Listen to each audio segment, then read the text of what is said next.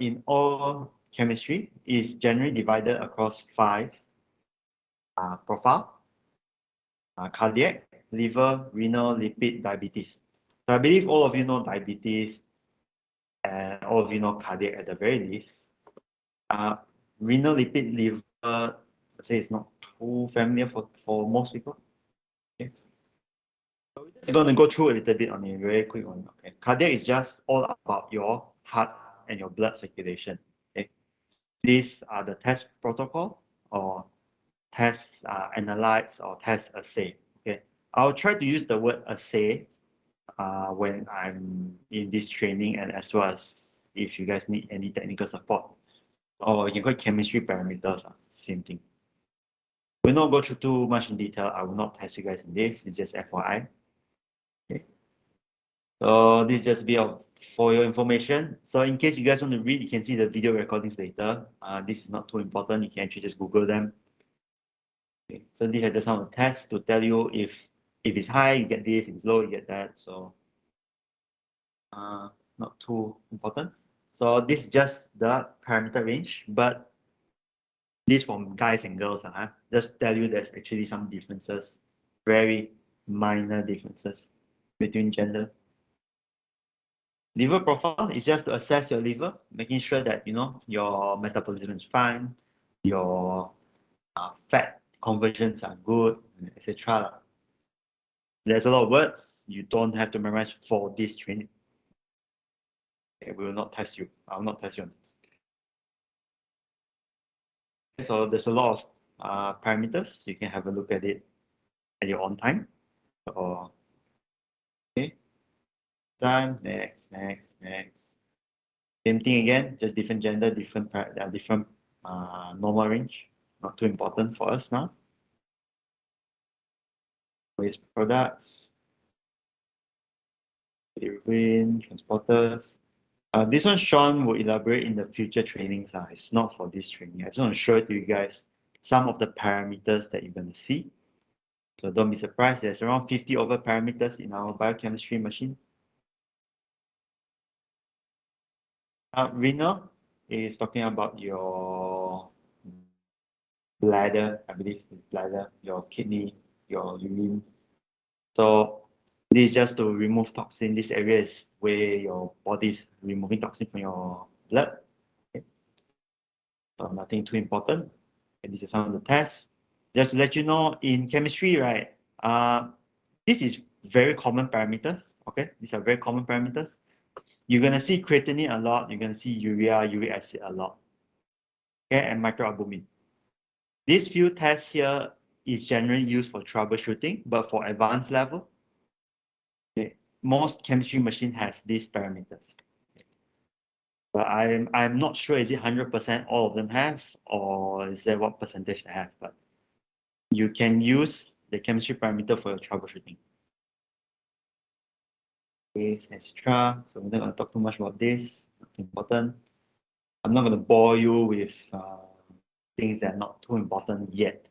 For advanced level, if you know the parameter, it will be quite useful. Got this. Okay, lipid profile. This one I believe you all understand. Cholesterol. Okay.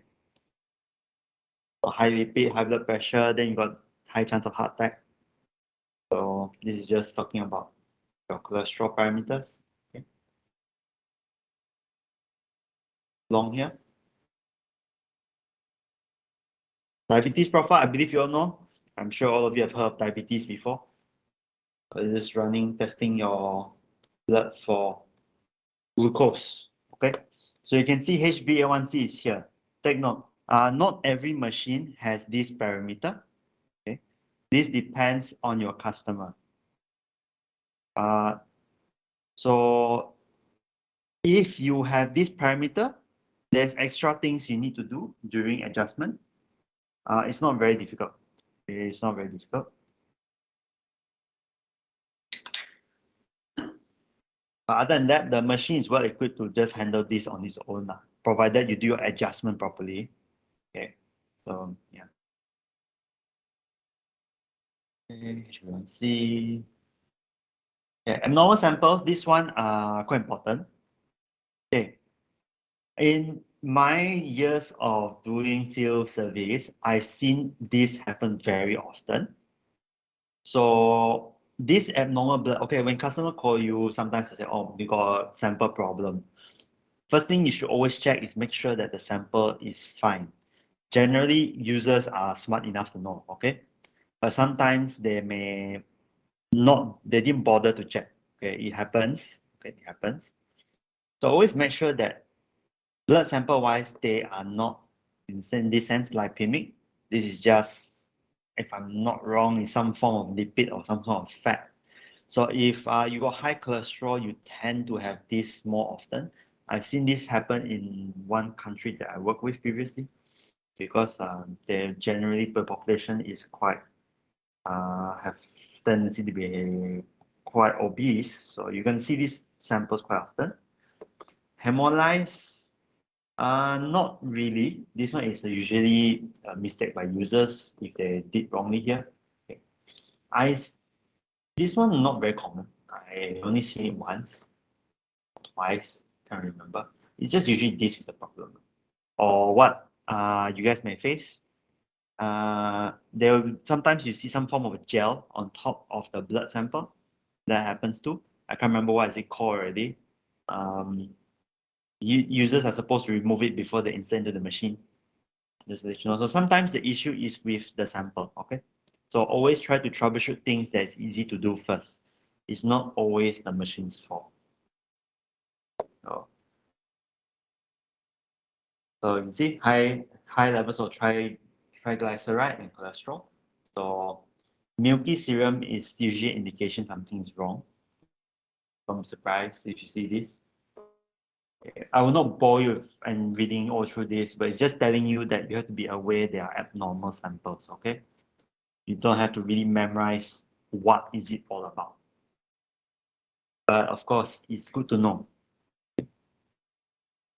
Analysis, breakage of red blood cells, usually is just due to, like I said, user mistakes, storage mistakes, okay? So this happens. Very rare though, at least in my countries that I've seen, it's actually quite rare, but it does happen from time to time. Plastic is yellow colored serum. Oh, it's due to bilirubin, that's why. And jaundice. So this is just FYI. Just remember these three names, okay? Lipemic, hemolysis, isteric. Okay. Maybe you'll come out with the exam. I don't know, huh? That's FYI. But these three are the common ones. Uh, these are just serum indices, not too critical for your technical at the moment. Okay. Good to know in a very, very advanced level. Okay, so these are just tests only, huh? We're not going to bother with it. Okay. Okay, so that's part one of introduction. Not very, very important, but it's very good to know. Okay.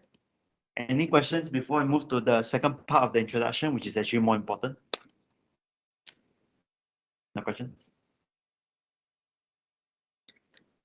Okay, that's good.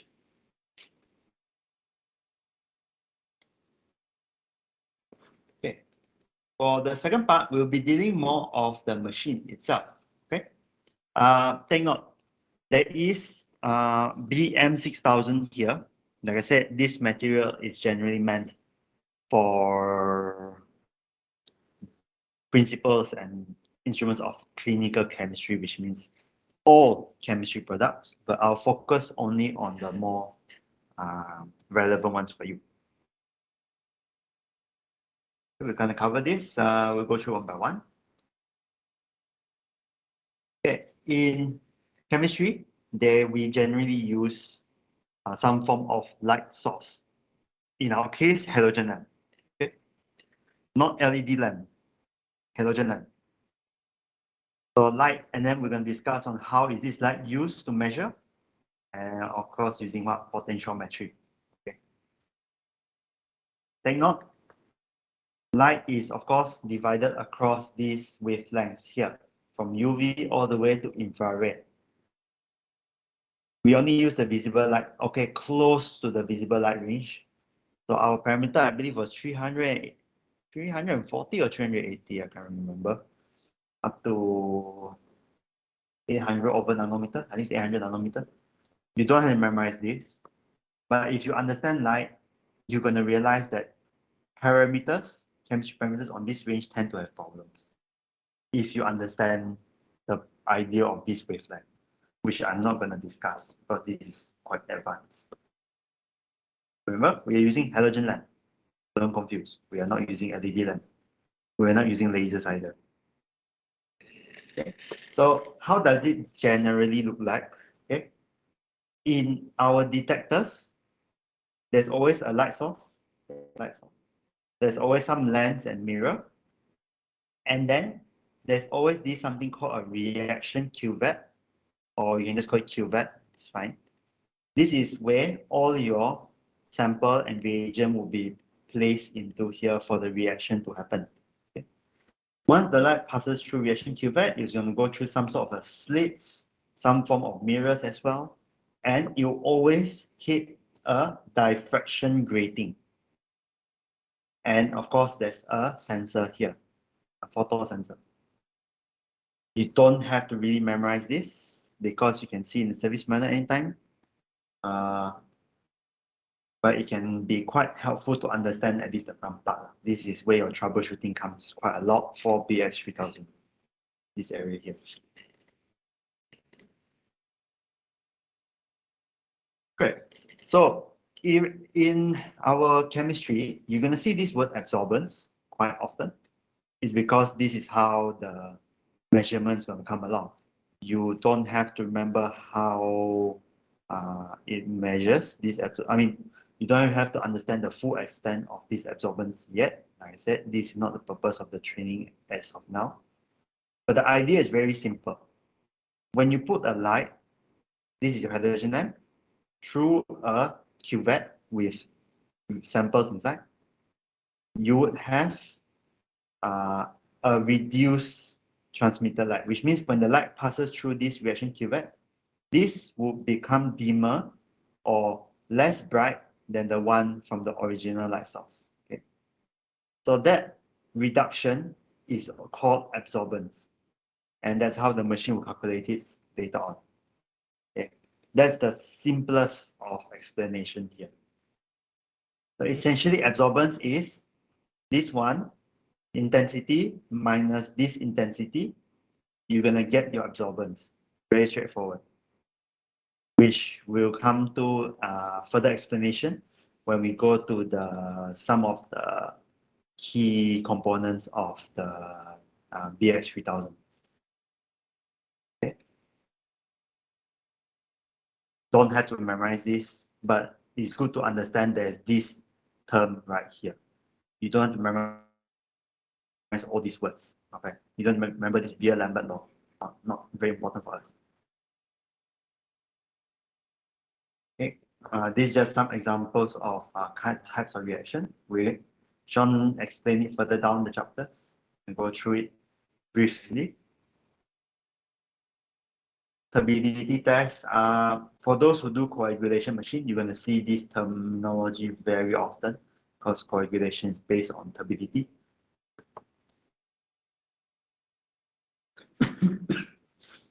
Okay. So same thing.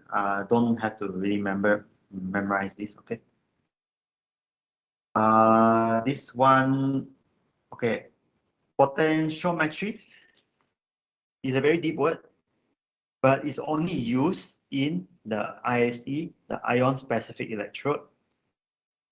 So if your machine don't have this ISE, you do not use this. You don't use this. Okay. I believe most machines has ISE, but if you don't see it, it's fine because ISE is optional. Not every BX3000 has this option.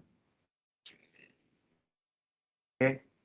It's just to measure how much is the voltage compared to the reference. So there is always a reference liquid, and then you measure that reference liquid, then the sample pass through, then you measure the ions of the sample, and they just compare, get the difference, and they give you the results. not too important to remember. I said good to know. So ours is mainly IC direct. Okay. Indirect is only for BM6000. Okay. So we are BX 3000. For us, not too, for technical side, it's not too critical. Measurement process detection point. So there's some examples here. Okay. Yeah, it's a bit too fast. Now, of course, the animation is not perfect. We'll explain this much later. Okay. We have some photos to show to you. So these are some examples of reaction curve. This is reaction curve. Yeah, reaction curve. You're gonna see this very often. Generally used by application specialists, but as an engineer, I would expect at the very least you know where to find this information, because for experienced application specialists, by just looking at this kind of reaction curve, they can tell you which mechanical component is faulty. Not always, but some chemistry parameters is sensitive to certain things. Like when they add R2, so this is when you add R2, that's why you see a spike in reaction. Okay, so this part here, sometimes if let's say they don't see this spike is flat all the way, it means there's no R2 being added, or maybe there's no mixing happening, and this kind of things. Okay, so it's quite advanced. Like I said, I don't expect you guys to really go through advanced troubleshooting yet.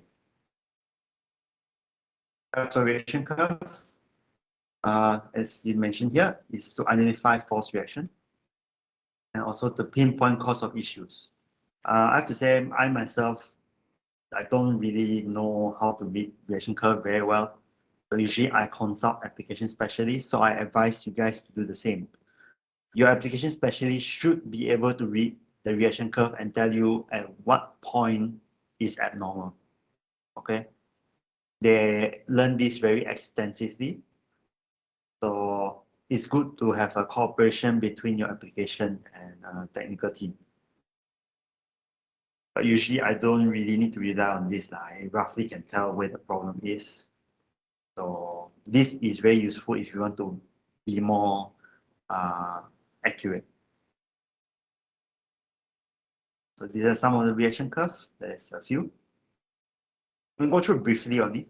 So you can see for this one, it's very straightforward. It's only one reagent. So this is a reaction where the reagent sample is being added. That's where you see the reaction, and then this is the incubation period. And then after it stabilizes, that's where it grabs the absorbance. Okay, this is absorbance versus time. It's just one quick example to show to you guys how it looks like. Okay, we'll not go through it too much. So this kind of parameter is very straightforward. If let's say there's no mixing, for example, no mixing, when you run your QC, you notice that it will slowly climb up instead of the usual curve. If let's say your parameter fails, you're going to see that the curve is much, much lower.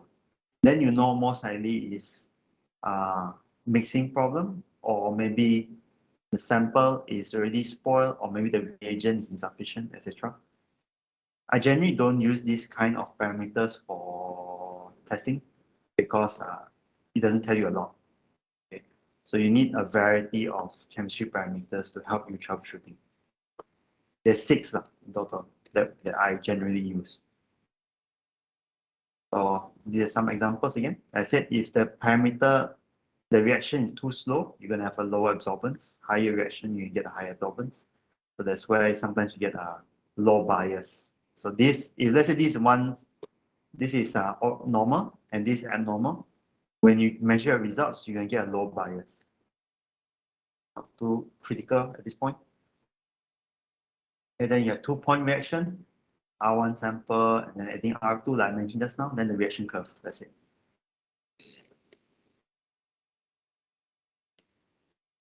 Of course, there's a decreasing and increasing. These are some examples. We're not going through detail. So don't be surprised if you see this kind of results. This is normal. There's some here. Kinetic, generally in a linear rate of reaction. Okay. So you can see R1 sample, R2. So in this case, if your R2, when you added R2 and there's no reaction, which means it's flat all the way, it means your reagent 2 got problem. Something related to your reagent 2. Either your mixer or the R2 itself is totally dead.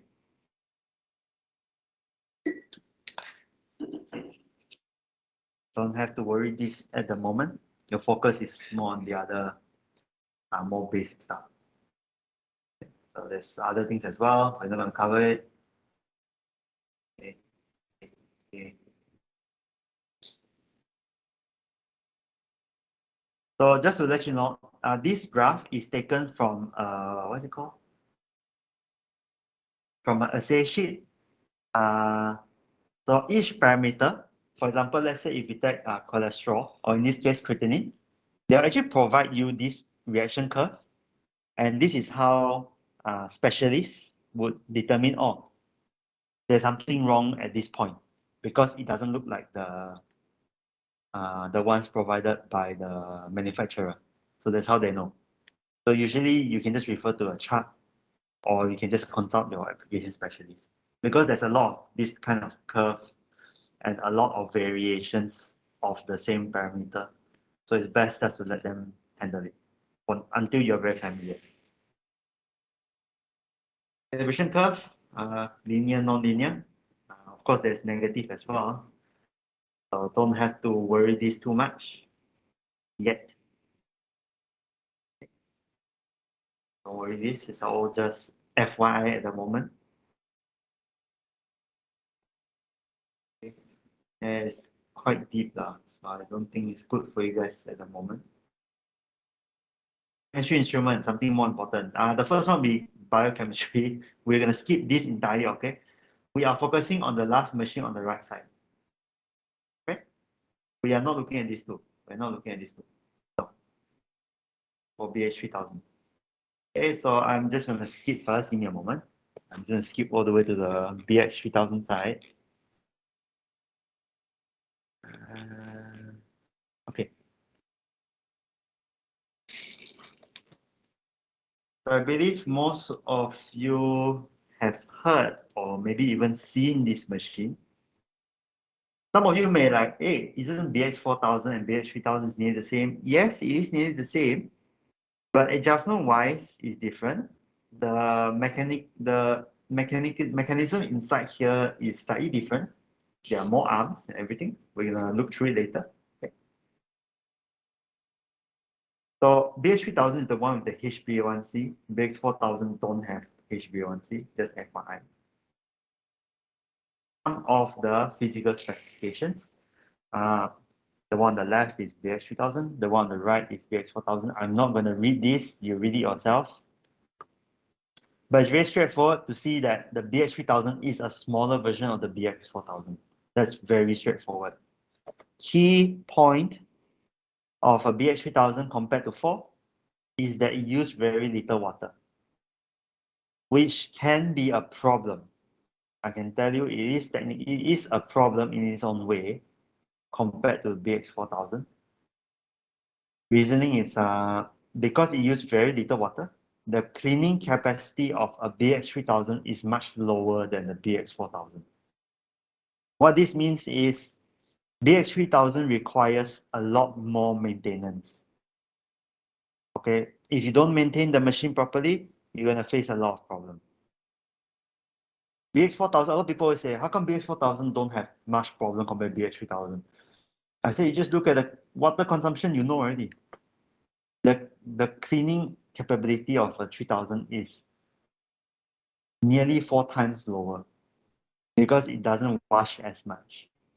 That's why it's a good point for customer, but bad for servicing. So you need to maintain this very well. Okay, guys? Don't be too complacent when you try to maintain 3000. It is going to be very headache if you don't maintain it properly. You can ask your seniors, they'll tell you all already. Okay? You need some water quality standards, just get this yourself. Okay, these are just some further information. Throughput, obviously, 3000 is less than 4000 because it has one less reagent arm. Okay, BX3000 only has one reagent arm. BX4000 has two reagent arms. Okay, this one, nothing too fancy. Uh, you can find this inside the service manual and the IFU. Okay, IFU is just the operator manual. Okay, I'll provide those manuals to you guys tomorrow, so don't worry. You can find all this information inside the service manual or the operator manual. This is some of the samples, sample types. Take note. Okay, so read it a little bit before I move. As you can see, the sample tray is smaller as well.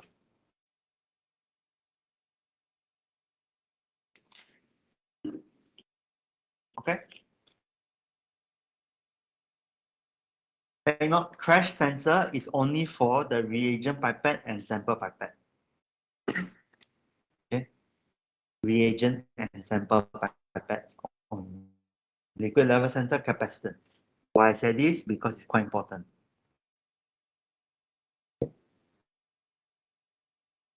This is the reagent probe I talk about. The one probe. These are the reagent trays, container capacity. So please do not come and ask us, what is the container capacity of a BX3000? I've heard of that question so many times. I'm a bit dumbfounded. I mean, there's literally only three. You cannot put any other containers in. You cannot use your own containers as well. Okay?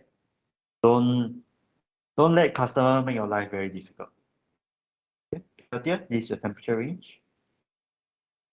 The barcode is the same. Take note, barcode reader is optional. It's not mandatory. It's not built-in. But as far as I'm aware, our region only sells the BX3000 with barcode readers. But I'm not sure about the others. For affiliate side, I believe it's 100% barcode reader. But business partner, I'm not sure.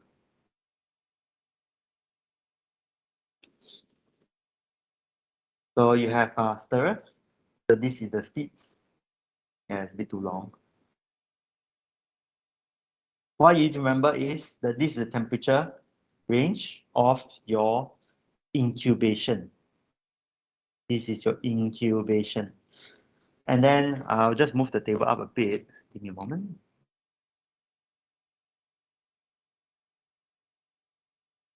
Okay. Take note, for BX machine, we use dry bath with heating plates. What does dry bath means? It means it's just a heater with no liquid involved. Don't confuse with other machines because some machine uses oil. Okay? In BX3000, we use dry bath with 3 heating plates. I don't know how many times I counted people asking me through GCD, can we put, what is the oil used in BX3000? I was a bit dumbfounded. Like, when you see the machine, is there any oil inside it? Please remember, there is no oil. Okay? It's dry. Take note, stirring speed, you cannot change. This is predefined by manufacturer. Okay, do not change this. I mean, you can't even change it. But this is not very important. These are the wavelengths that I mentioned from 340 or 340 to 800 nanometer. I can tell you straight off that this area here from 340 to 415 is where your problem will always come. It's because it's UV. I will not explain why, because it's just too advanced, but you won't be surprised to see a lot of problems here. And the solution is very straightforward. Just replace your halogen lamp. That's it. Okay. I'll share a bit on the maintenance later regarding all those things later. Okay, these are the things we talked about just now. The halogen lamp is definitely, it requires some cooling. It's using a fan. Okay. I'll show you some photos later, you can see it clearer. This is the IC. Take note, for IC, I will not teach you guys to maintenance or replacement of electrodes. Okay, I will not teach you guys. Reasoning, this is done by user. Okay, why this has to be done by user? Very easy. Some of them requires 24 hours of preparation. Okay, if your user is so lazy, please ask yourselves to call and your application specialist to talk to them. Please, I'm serious. I've seen people who change this without doing the proper procedure, and they come to me telling me, "Hey, my IC got problem." Then I ask them, who changed the electrode? Oh, I said I changed it. Then I say, how you change it? Oh, I just replace it. You can't do that, okay? So for the electrodes, I believe was two of them requires preparation for 24 hours of submerging in a pool serum, which means mix of blood from multiple, ideally it's multiple people, or using your QC material. Okay? So this requires a lot of preparation. That's why it's done by user and not service engineers. Okay? So I'm not going to teach you much on the replacement of the electrodes. If you insist on doing for your customer, I would say you have to visit them 2 times. There's no other alternative. And it's quite easy to replace, not very difficult. So these are just some of the operating reagents. I'll explain to this later.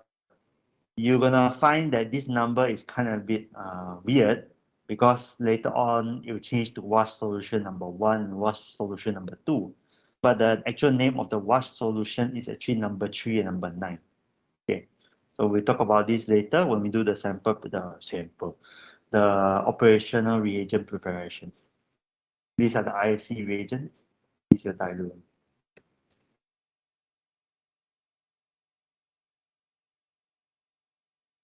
So you can see some details here. Generally, this will finish out quite fast in a customer standpoint. So take note, it's a acidic. Okay, if you need to prepare any of this operational reagent, this two especially, please use gloves and don't splash it because it can cause damage to your skin and it will burn your eye if it goes into your eye. So please, if it goes in your eye, please wash it off immediately. Got to put some warning. This is actually quite acidic. If I ever use my bare hands to touch this, let's just say there's a tingly feeling on your hand for quite a while, so it's not a good thing. Number 9 is alkaline. Okay, it's alkaline. So take note, one is acidic, one is alkaline. C1, this is supposedly used by the user to do tube wash, which we're going to discuss this in the preventive maintenance. In my observation, I would say a lot of users don't do this, but they're supposed to do this once minimum, once every 2 weeks. And you will see why they don't want to do it. Line just a line. IC, this is just for the IC side. Not too important for you guys, but just FYI. Okay. And I said IC maintenance calibration is all done by user. I don't expect you guys to do this. It's a cleaner. Okay. No photo. That's it for the basic introduction to the chemistry products. Any questions?